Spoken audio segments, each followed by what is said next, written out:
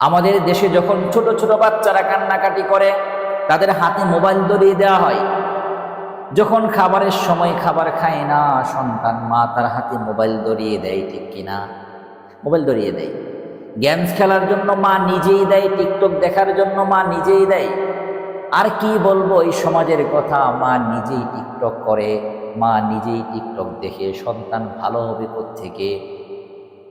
আর উন্নত বিশ্বে চীনের ছোট ছোট বাচ্চারা যুদ্ধ জাহাজ বানায়, পিচ্ছি পিচ্ছি বাচ্চারা, এরা গেমস তৈরি করে, টিকটকের মতো বিশাল বড় একটা প্ল্যাটফর্ম অ্যাপস তৈরি করে। আর আমরা সেই টিকটক দেখে দেখে সময় নষ্ট করি। আমরা কিভাবে উন্নত জাতিতে পরিণত হব? কোনো সুযোগ নাই। কেমনে বোঝাই যুবক ভাইয়ারা, এই টিকটক, ফেসবুক, ইউটিউব এগুলো আমাদের জন্য ভালো কিছু বয়ে নিয়ে আসে না, কিন্তু আমরা বোঝাইতে পারি না, ঠিক কিনা? এই জন্য